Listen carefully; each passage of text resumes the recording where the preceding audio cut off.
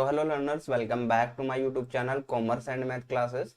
And आज हम discussion करने वाले हैं। मैंने आप लोगों को बोला था कि मैं आपको 1500 क्वेश्चंस करवाऊंगा। तो उसकी सीरीज में मैंने जो दूसरा वाला चैनल है उसके ऊपर भी मैंने आप लोगों को कुछ क्वेश्चन करवाए हैं। लगभग 50 क्वेश्चन मैंने करवाए थे। ठीक है, तो उसको आप रिमेम्बर कीजिएगा। चलिए अब आगे हम बढ़ते हैं इसी सीरीज के अंदर। तो उसके अंदर हम लेते हैं कुछ बेसिक्स क्वेश्चन जो आपको एग्जाम में पूछे जा सकते हैं। देखिए, सबसे ज्यादा तो इम्पोर्टेंट ये है कि आप इंडेक्स नंबर को अच्छे से तैयार कीजिए, फिर कोरिलेशन रिग्रेशन को अच्छे से तैयार कीजिए, बेसिक्स क्वेश्चन को अच्छे से तैयार कीजिए। जब आपको पता है कि बहुत सारे क्वेश्चन जो है यहाँ से आने वाले हैं, 40 से 45 क्वेश्चन, तो आप लोगों को इस चैप्टर को और जो बाकी के स्टैटिस्टिक्स के चैप्टर को उनको अच्छे से तैयार करना है सैम्पलिंग वगैरह से। देखिए, जो प्रायोरिटी है, कहते हैं कि प्रायोरिटी किसको देनी चाहिए, तो मेरे हिसाब से देखिए, जो बेसिक है 5 क्वेश्चन ले सकते हो आप, और 7+7 जो रिग्रेशन कोरिलेशन है और इंडेक्स नंबर है इनसे आ जाते हैं। तो आपके लगभग लगभग तो 20 क्वेश्चन इन्हीं से बन जाते हैं। 10 क्वेश्चन आपके सैम्पलिंग से आते हैं, फिर बाकी ये जो चैप्टर्स रह जाते हैं उनसे 10 क्वेश्चन आते हैं। तो इस तरह से आपका एक क्राइटेरिया बनता है। तो उसके लिए आपको पूरा पढ़ना पड़ेगा। अब आप ये फिक्स नहीं कर सकते किस में कितने क्वेश्चन आते हैं। अगर आप मॉक टेस्ट ज्वाइन करना चाहते हैं तो आपको डिस्क्रिप्शन में लिंक मिल जाएगी, और इस वीडियो के लास्ट के अंदर आपको आपको जो पूरी डिटेल्स है वो मिल जाएगी। चलिए शुरू करते हैं हम आज के क्वेश्चंस को। पहला क्वेश्चन, केंद्रीय प्रवृत्ति के माप कितने होते हैं? तो ये बेसिकली 3 होते हैं। मीन, मोड, मीडियन आप लोगों ने समझा होगा इसी को। शब्द माध्य या औसत से केवल बोध होता है कि माध्य जो शब्द है उससे क्या बोध होता है। हमें ये पता चलता है औसत और इससे कि ये क्या है, गणितीय माध्य है। अगर हम स्थिति माध्य की बात करेंगे तो आपको मीडियन का नाम याद होना चाहिए। गुणोत्तर माध्य आपको बताएं, इंडेक्स नंबर के अंदर जो जिस विधि के अंदर गुणोत्तर माध्य यूज किया जाता है वो आदर्श विधि मानी गई है। केंद्रीय प्रवृत्ति के सभी मापों में सबसे अधिक स्थिर होता है। आपको बात करें कि सेंट्रल टेंडेंसी के अंदर सबसे अधिक जो स्थिर है वो कौन सा है? गणितीय माध्य। इसीलिए इसको क्या मानते हैं? सर्वोत्तम मानते हैं। माध्य का प्रकार, कितने प्रकार के माध्य आप लोगों ने अभी तक पढ़े हैं? तो 3 प्रकार के माध्य आप लोगों को पता होना चाहिए। आपको गणितीय माध्य, गुणोत्तर माध्य, हरात्मक माध्य, तीनों का ही पता होना चाहिए। भारित माध्य संबंधित है। भारित माध्य जो होता है वो किससे संबंधित होता है? तो ये आपकी आवर्ती से, फ्रीक्वेंसी से संबंधित होता है। नेक्स्ट, आवर्तियों को भार के रूप में भी जाना जाता है। जो आपकी फ्रीक्वेंसी है उसको हम किसके रूप में जानते हैं? भार। इसीलिए देखिए, ऊपर वाला जो क्वेश्चन है भारित माध्य संबंधित है, वो फ्रीक्वेंसी उसका आंसर इसलिए हो गया। ठीक है, तो ये बात क्या है आपकी? ट्रू है, सत्य है।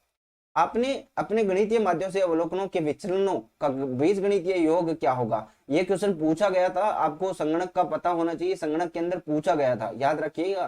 संगणक 2018 के अंदर ये क्वेश्चन आया हुआ है कि आपके जो गणितीय माध्यम से अवलोकनों के विचलनों का बीजगणितीय योग क्या होगा। आपको अलग घुमा के पूछ सकता है, डिफरेंट टाइप का क्वेश्चन पूछ सकता है। ये मानिए कि बस ऑलमोस्ट ऐसा ही क्वेश्चन था ना, तो इसका क्या हो जाएगा? 0 हो जाएगा। आपको ये भी पूछ सकता है कि किनके अवलोकनों से हमारा जो विचलनों का योग जो है वो 0 होगा। अन्य अवलोकनों के एक समुच्चय को ज्योमेट्रिक मीन उनके गुणनफल का वर्गमूल होता है। ध्यान से पढ़िए क्वेश्चन को, क्या बोलता है कि n अवलोकनों का एक समुच्चय का ज्योमेट्रिक मीन उनके गुणनफल का वर्गमूल होता है। क्या होगा फिर? वो क्या हो जाएगा? nवा हो जाएगा। यानी जो नंबर है, जो n है हमारे पास, वही उसका क्या हो जाएगा? वर्गमूल होता है उसका।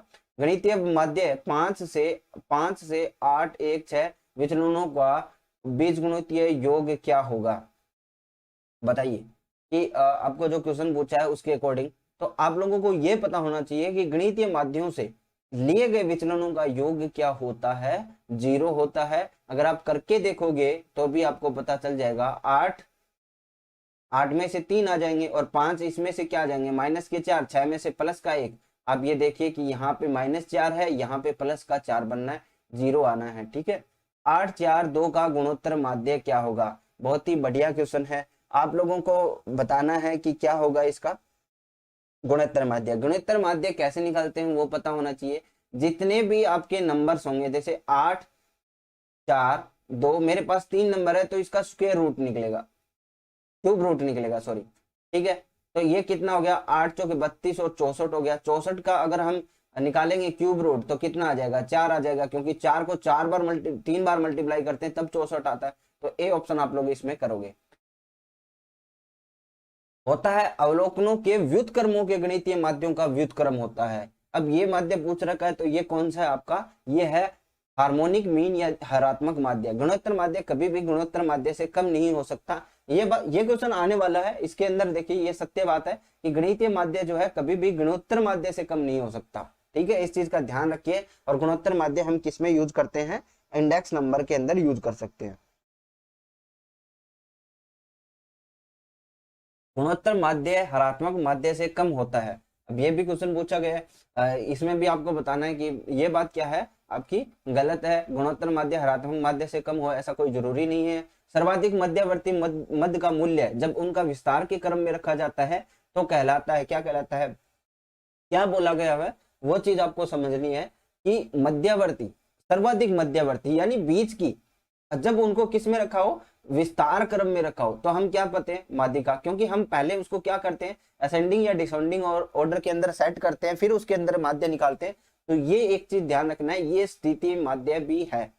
माध्यिका किनारों के मूल्य से प्रभावित होती है या नहीं होती है, ऐसे क्वेश्चन आपको थोड़े से टिपिकल लगेंगे, लेकिन ये बात क्या है, सत्य है, ये मूल्यों से प्रभावित होती है। 2, 5, 8, 4, 9, 6, 71 की माध्यिका क्या होगी, ये आपसे पूछा गया है।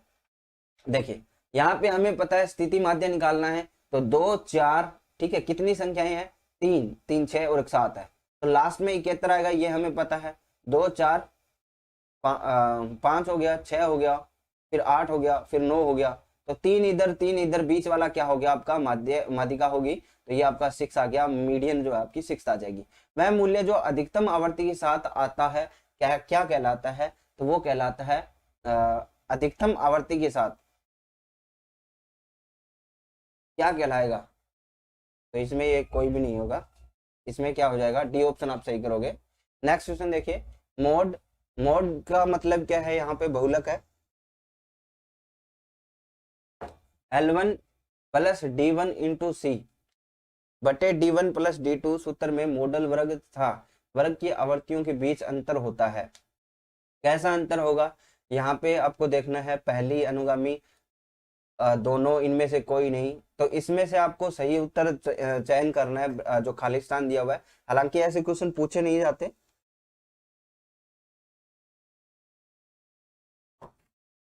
तो इसमें क्या हो जाएगा, ए आंसर हो जाएगा। नेक्स्ट क्वेश्चन देखिए, सूत्र mode L1 plus D1 into सी बटे D1 प्लस D2, इसका आंसर देखना है।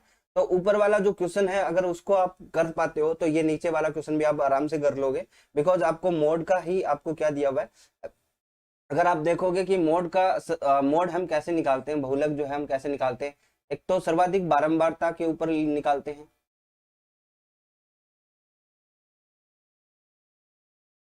और ये दूसरा जो है सर्वाधिक यूज होता है मैन्युफैक्चरिंग कंपनीज के अंदर, इसके ऊपर भी आपको क्वेश्चन देखने को मिल जाता है कभी कभी। ठीक है, नेक्स्ट क्वेश्चन देखिए, ग्रुप वाली आवर्ती वितरण हेतु माध्यिका के सूत्र में n क्या है,